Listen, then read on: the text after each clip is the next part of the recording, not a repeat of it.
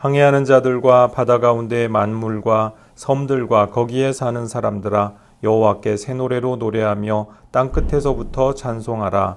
광야와 거기에 있는 성읍들과 게달 사람이 사는 마을들은 소리를 높이라. 셀라의 주민들은 노래하며 산 꼭대기에서 즐거이 부르라.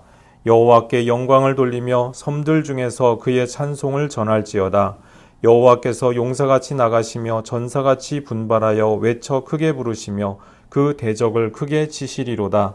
내가 오랫동안 조용하며 잠잠하고 참았으나 내가 해산하는 여인같이 부르짖으리니 숨이 차서 심히 헐떡일 것이라.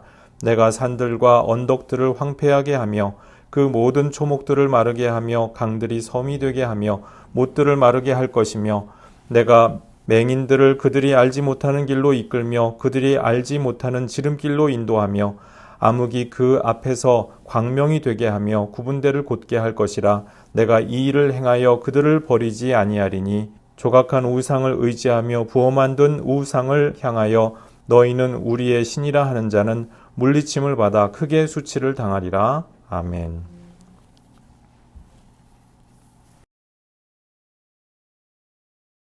이사야 42장 9절까지 하나님께서 야훼의 종을 새롭게 세우시고 그리고 그 새롭게 세우신 종을 통하여서 새로운 일을 행하실 것이다 라고 하는 그와 같은 예고를 하시는 말씀을 우리가 읽었습니다.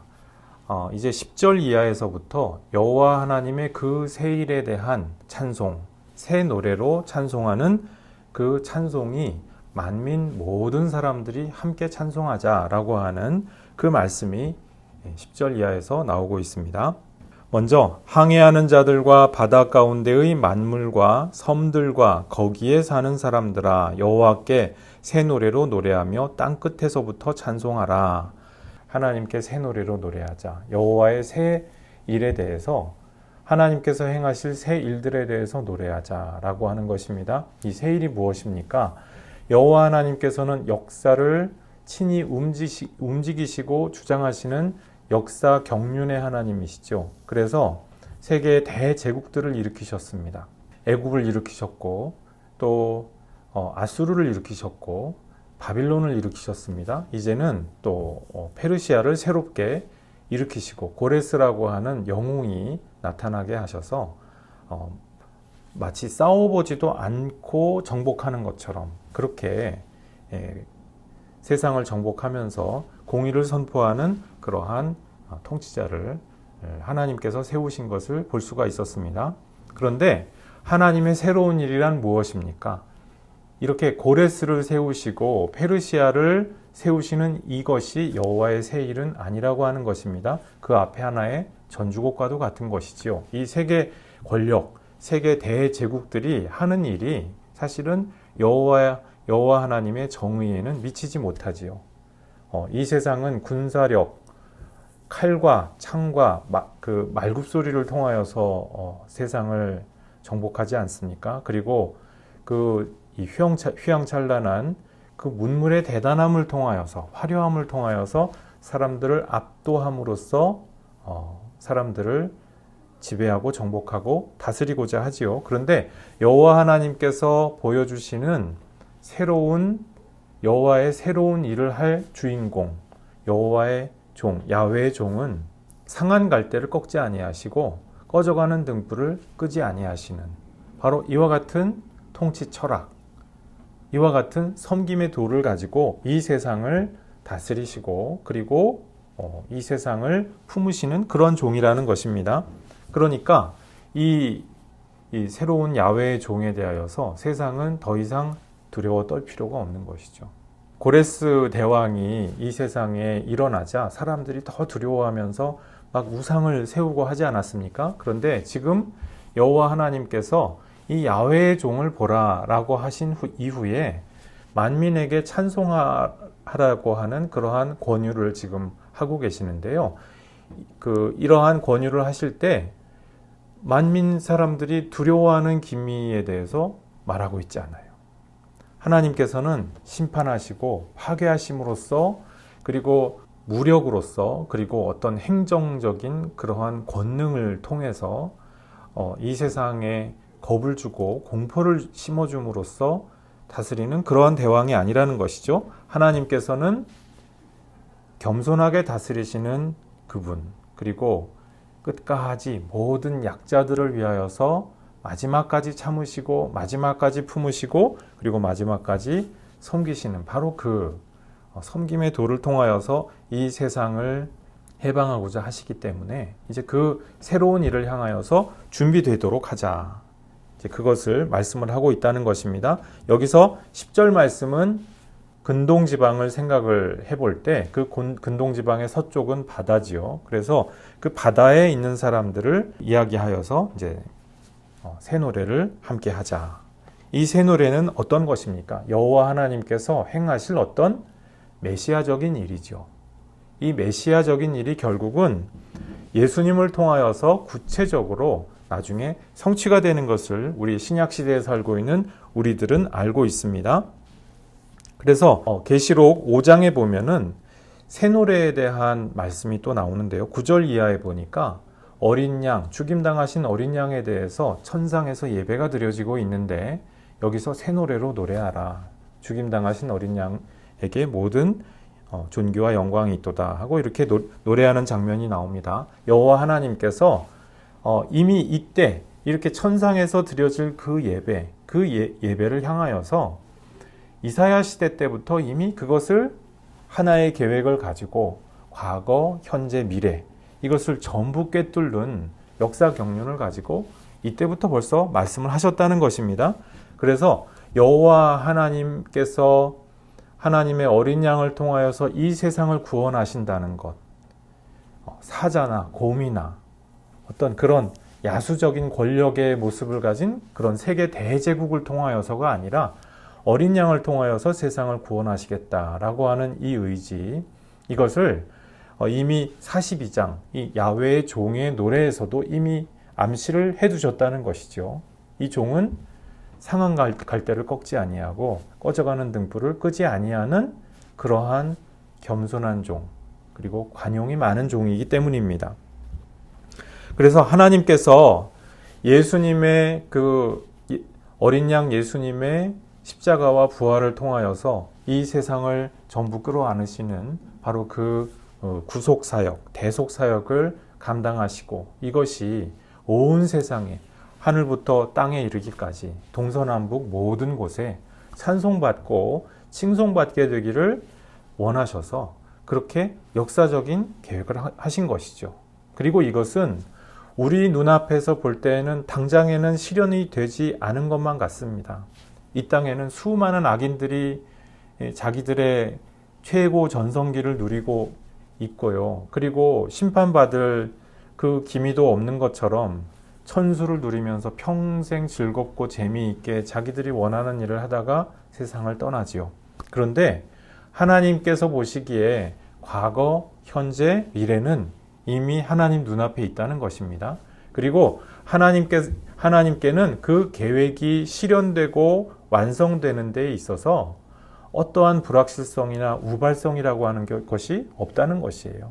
하나님께서 행하시는 모든 일은 계획한 것이고 하나님께서 모든 것에 앞서서 영원전에 결단하신 것이라는 것입니다. 그래서 이 땅에서 있는 일 가운데에서 하나님은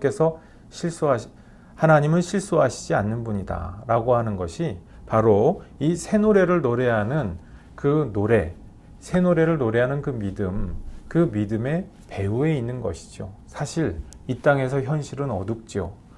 페르시아가 공의로 다스릴 것만 같고 그리고 모든 것들을 공평하게 잘 할 것만 같았는데 그 실제 내용은 결국은 제국주의 아니겠습니까? 이 세상을 어떤 커다란 제국의 힘으로써 억누르고 그리고 착취함으로써 스스로의 영광을 높이는 어떠한 그 정의로운 모습을 연기를 하고 연출을 했을지라도 결국 깊은 본질은 거기서 달라지지 아니하는 그와 같은 것이 세계 대제국 권력들의 속성이라고 할 수 있겠죠. 이것이 바로 다니엘서에서 나오는 그 느부갓네살 신상이 의미하는 바지요. 근데 지금 하나님께서 이 땅에서 그러한 세계 권력들의 시대가 반드시 끝날 날이 온다. 그리고 이미 새 일을 시작하셨다라고 하는 것을 말씀을 하셨고, 이제 세계 만민들이 거기에 대해서 새 노래로서 그 새 일에 대하여서 칭송하고 감사하고 찬송하는 그 응답의 노래를 드릴 차례가 되었다라고 하는 것입니다. 땅 끝에서부터 찬송하라. 이 세상에서 생각할 수 있는 모든 그 동서남북의 모든 끝자락을 얘기하는 것이죠. 제2 이사야가 생존했을 무렵의 세계관으로서는 이 세상이 이렇게 하나의 접시 모양의 그러한 그 세계였겠죠. 그래서 맨 끝에, 그 접시의 맨 끝자락에 있는 그 땅 끝을 의미했을 것입니다. 그런데 오늘날 우리가 볼 때는 어떻습니까? 이 세계관은 좀 낡아 보입니다만 그것이 의미하는 바, 그 땅 끝이 의미하는 바, 땅이 존재하기를 그치는 그 차원이라고 하는 그 의미만은 오늘날도 동일하겠죠.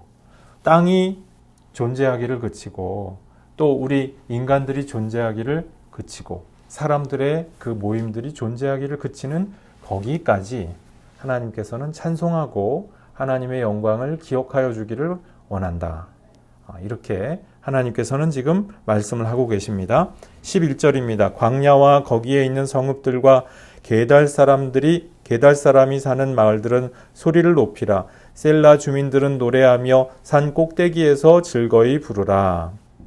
자, 여기 보니까 이제는 곧 이 근동 지방에서 동쪽에 해당하는 그 사람들, 제2 이사야가 알고 있는 모든 이 동쪽 지방에 살고 있는 사람들을 다 거명을 하면서 함께 찬송하자 이렇게 이야기를 하고 있습니다.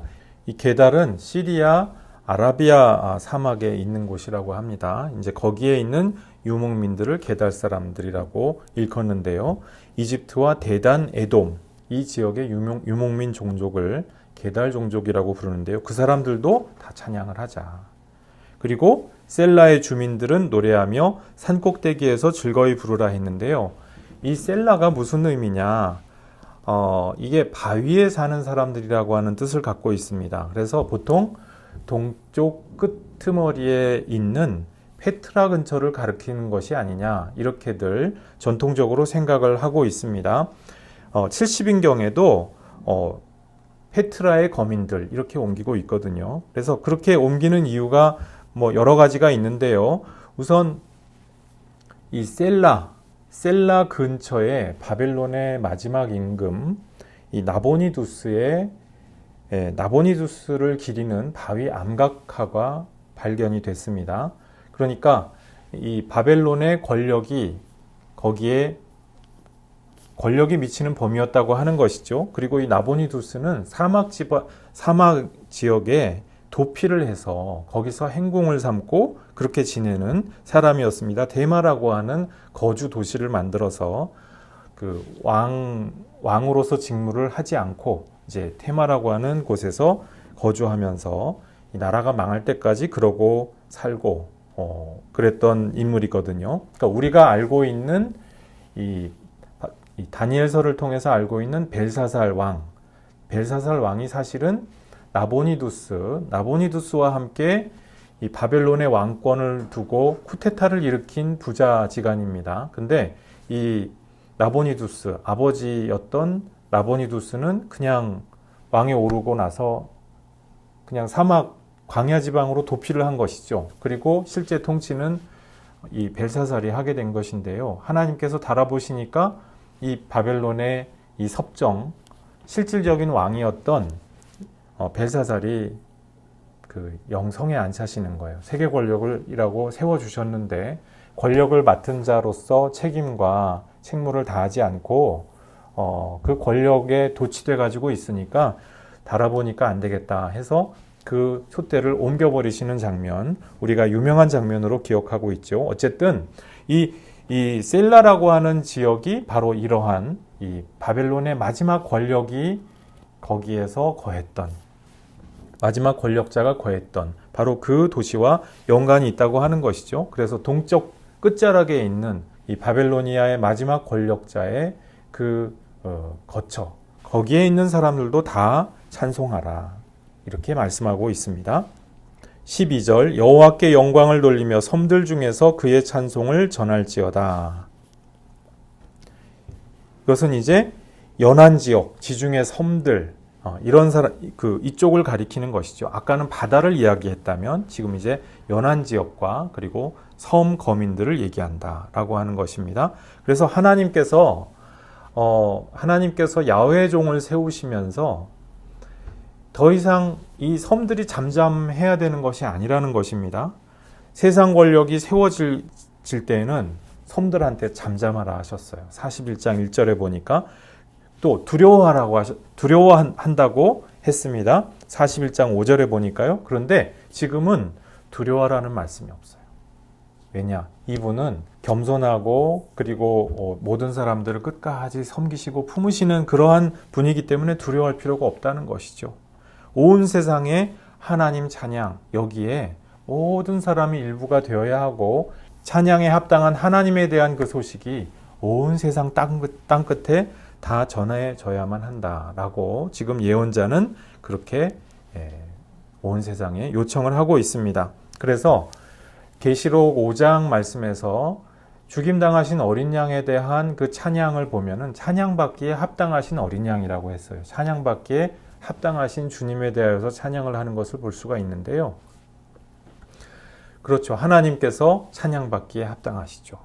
그 찬양은 어떤 위력이나 권세가 대단해서가 아니라 진정 이 세상의 모든 약자들의 그 어려움을 아시고 모든 사람들의 눈물과 한숨을 닦아주시는 바로 그 일을 행하시는 메시아이시기 때문에 그 메시아의 나라의 그 주인이시기 때문에 여호와 하나님께 찬양드려야 마땅하다.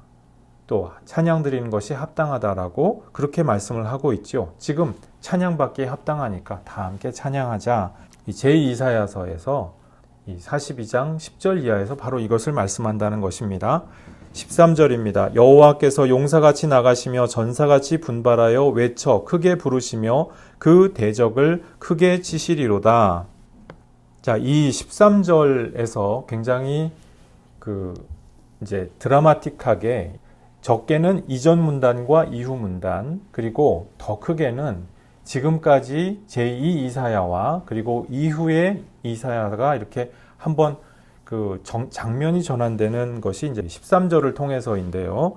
이 13절에서 하나님께서 전사처럼 나서셔서 당신의 전쟁을 하시겠다라고 그렇게 고백을 합니다. 그리고 이 전쟁을 통하여서 반드시 이 땅에 그 의를 가져오겠다라고 하는 말씀을 하시죠.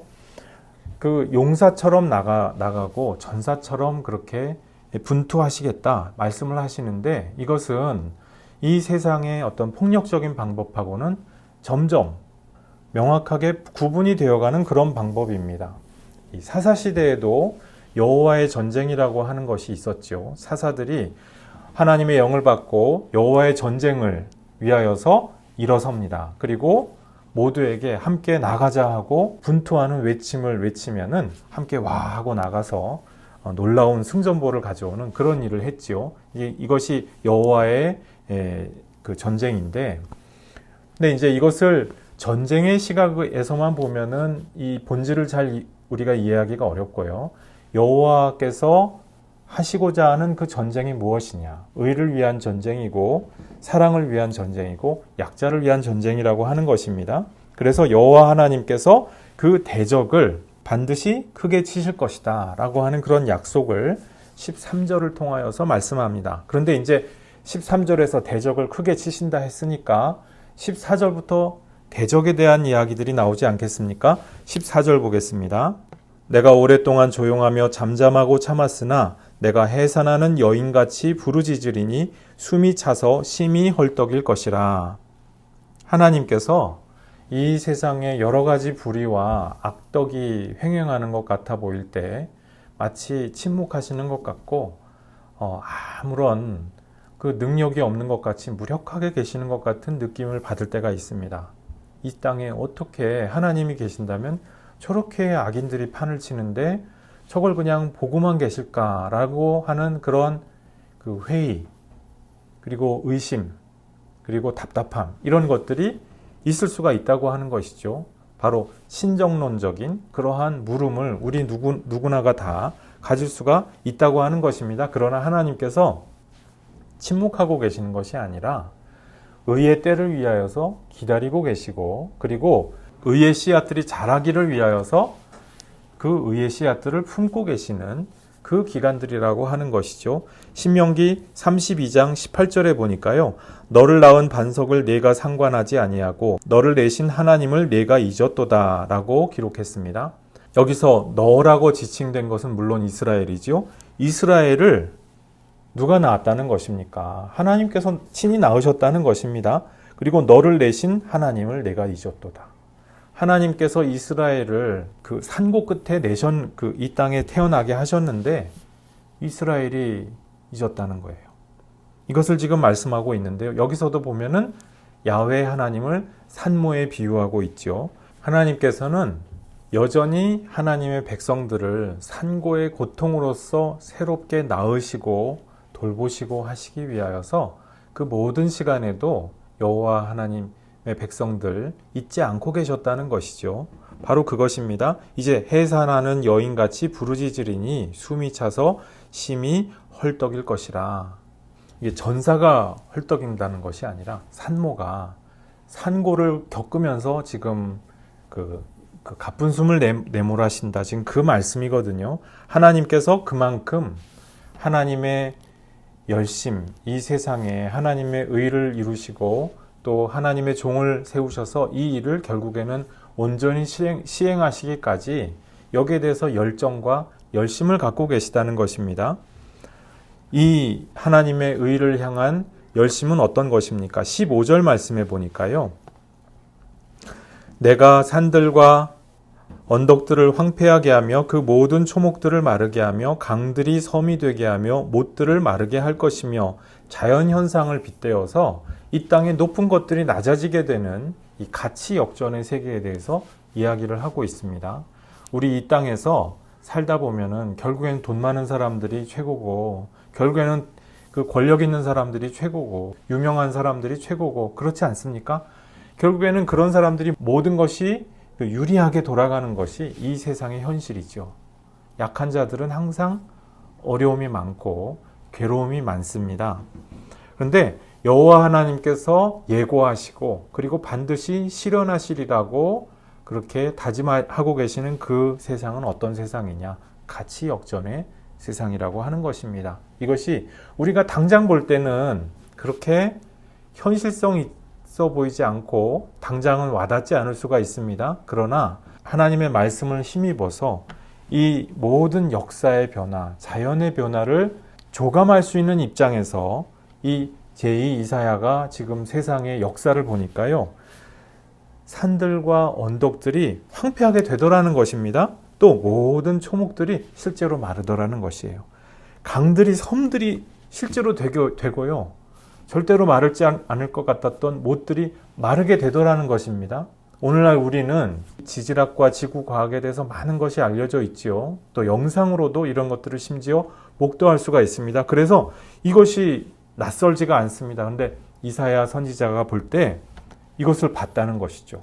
그리고 하나님께서 이 땅에서 마치 그런 자연현상을 통하여서 높은 것이 낮아지게 되는 역사를 일으키시는 것처럼 이 땅에서 모든 가진 자, 힘 있는 자들이 독차지하고 있을 것만 같은 그 모든 가치들, 이것이 어느 땐가는 반드시 하나님께서 친히 역전하여 주시는 날이 온다라고 그렇게 예언하고 계십니다. 자, 16절 말씀입니다. 내가 맹인들을 그들이 알지 못하는 길로 이끌며 그들이 알지 못하는 지름길로 인도하며 암흑이 그 앞에서 광명이 되게 하며 구분대를 곧게 할 것이라. 내가 이 일을 행하여 그들을 버리지 아니하리니. 이스라엘 백성들은 바벨로니아 유수를 경험하면서 굉장히 버림받았다고 하는 낙심을 많이 했죠. 그리고 하나님 앞에, 세상 앞에 울부짖었습니다. 내 형편과 처지는 하나님께서 들어주시지도 않고 내 정의의 송사는 하나님께서 집행해 주시지도 않을 거야. 너무나 원통하다. 이런 말들을 하고 다녔다는 것이죠. 그리고 스스로도 그렇게 하면서 살았다는 것이죠. 그런데 제2 이사야 선지자가 지금 하나님의 말씀을 대언합니다. 아니라는 것이죠. 결코 너희들을 버리지 아니하였다. 결코 너희들을 잊어버리지 아니하였다. 너희들을 사랑으로 품고 있을 뿐만 아니라 결코 버리지 아니하고 다시 모든 일이 회복되는 그러한 역사를 반드시 이루어질 것이다 라고 그렇게 말씀을 하십니다. 그런데 여기서 우리가 주목하여 볼 말씀이 있습니다. 맹인들을 그들이 알지 못하는 길로 이끈다고 하신 거예요. 여기서 맹인이 누굴까요? 당연히 눈먼 종인 이스라엘 사람들이죠. 이 이스라엘 사람들을 다시 그들이 가보지 못했던 곳으로 이끌어내어주고 지름길로 인도하여주고 그래서 눈이 갑자기 이렇게 딱 뜨이는 것부터 말씀하시지 않습니다. 그 길로 갈 수 있게 해주시겠다는 것이죠. 하나님은 그런 분이시라는 것이죠. 그리고 암흑이 그 앞에서 결국은 광명이 되고 그분들을 곧게 만들어줄 것이다. 지금 이사야 선지자를 통하여서 이렇게 말씀을 하십니다. 하나님께서 출애굽을 하실 때 마치 이와 비슷한 경험이 있었죠. 알지 못하는 길로 이끌어 주셨고요. 눈앞이 캄캄하여지는 것 같은 상황에서도 하나님께서는 그것을 넘어서서 새로운 미래가 열리게 하여 주시는 그러한 하나님의 권능을 보여주셨습니다. 그런데 이제 하나님께서 믿음을 잃어버리고 방황하고 회의 가운데 있는 이 바벨론 유수 가운데 있는 야곱의 백성들, 이스라엘 백성들 가운데에서 새로운 이스라엘을 일으켜 주실 것이다. 새로운 미래를 향하여서 넘어갈 준비를 해다오. 새로운 하나님의 종을 세워주실 것인데 그 하나님의 종이야말로 바로 너희들이 바라보아야 할 그 자화상이다. 이렇게 말씀하시면서 사람들을 독려하고 계십니다. 하나님께서 결코 버리지 아니하셨다는 것이죠. 이 일을 반드시 행하셔서 반드시 모든 것들을 회복시킬 날이 있을 것이다라는 것입니다. 17절 말씀입니다. 조각한 우상을 의지하며 부어 만든 우상을 향하여 너희는 우리의 신이라 하는 자는 물리침을 받아 크게 수치를 당하리라. 하나님께서 모든 것을 회복시켜 주십니다. 이스라엘을 하나님의 진정한 종으로 다시 세워주시고 그 종을 통하여서 온 세상에 하나님의 복음, 하나님의 권능의 그 소식이 전파되도록 하시겠다라고 하는 그 역사적인 경륜을 하나님께서 지금 예고하시고 공개하셨습니다. 그런데 여기에는 한 가지 동시에 수반되어야만 할 책무가 있습니다. 17절에 보니까요. 조각한 우상을 의지한 사람들이 있다라는 것이에요.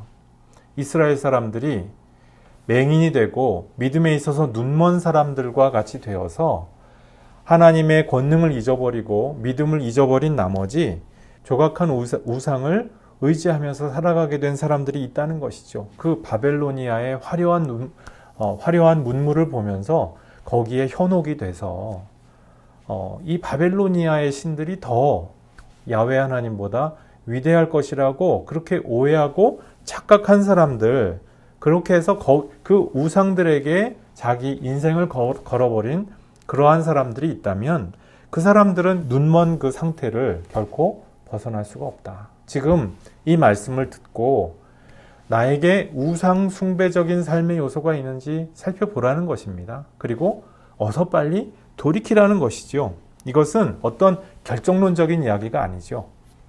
하나님께서 돌이키면은 수치를 당하시지 않도록 하실 테니까 반드시 지금 이 말씀을 듣는 순간 돌이키라. 이렇게 마지막으로 권면하여 주시는 그 말씀인 것입니다. 하나님께서 우리에게 여러 가지 순환도 주시고 아픔도 주시고 괴로움도 주십니다. 그러나 우리가 하나님을 온전히 믿는 그 믿음 가운데 있을 때 우리에게는 반드시 희망이 있게 될 것입니다. 그리고 이 하나님의 희망은 반드시 우리 가운데서 실현되고 그리고 확증된 그와 같은 약속이 되는 줄로 믿습니다. 그러나 우리의 삶이 이사야 시대에는 바벨로니아의 우상에게 이스라엘 사람들이 현혹되어서 거기에 굴복하였던 것이 문제였다면 우리의 삶은 어떻습니까? 우리의 삶이 이 현대에 여러 가지 우상들이 있죠. 권력과 돈과 또 여러 가지 쾌락과 이 모든 것들, 그러한 여러 가지 우리를 죄짓게 만드는 여러 가지 삶의 모습들, 그리고 그러한 방향들에 우리 자신을 자꾸 의탁하다 보면은 하나님께서 우리를 위하여서 회복하여 주시는 일을 하시고 또 새 일을 행하실 때 우리가 거기서 낙오되는 일이 발생할 수 있다는 것입니다. 그래서 우리가 그 어떤 처지에 있든 간에 우리에게 가장 중요한 것이 무엇입니까? 여호와 하나님을 앙망하는 것. 여호와 하나님이 우리의 인생 가운데에서 우리 삶의 자리 가운데에서 새 일을 행하여 주시기를 기대하고 기다리는 것. 바로 이것이 되는 줄로 믿습니다. 이 복된 소망을 온전히 굳게 붙들어서 하나님께 잘하였다 충성된 종아 칭찬받는 성도들 모두 되시기를 주님의 이름으로 축복합니다. 기도하시겠습니다. 아버지 하나님 감사합니다. 우리를 주님의 백성 삼아주시고 자녀 삼아주심 감사합니다. 우리가 어떤 자리에 있든지 어떤 모습으로 있든지 우리를 결코 버리지 아니하시고 우리를 잊지 아니하시는 줄을 믿습니다. 주의 말씀에 의지하여서 다시금 주님을 바라봅니다. 주님께서 우리 가운데서 새롭게 말씀하시고 우리를 회복시켜 주시고 우리를 새롭게 일으켜 주실 것을 믿습니다. 주님 우리 가운데에서 용사와도 같이 앞서 나아가서 우리를 보호하여 주시고 지켜주시며 우리를 위하여서 싸워주실 것을 믿습니다. 주님 이 희망을 잃지 않게 도와주옵소서. 이 세상에 눈앞에 보기에 압도적인 이 세상의 여러 가지 현상들 앞에서 우리 마음이 우리 심령이 굴복하지 않게 도와주시옵소서. 타협하지 않게 도와주시옵소서. 여호와를 온전히 앙망하여서 새 힘을 얻는 그 주인공들이 우리 모두 될 수 있도록 주님께서 복 내려주시고 함께하여 주옵소서. 예수님 이름으로 기도드리옵나이다. 아멘.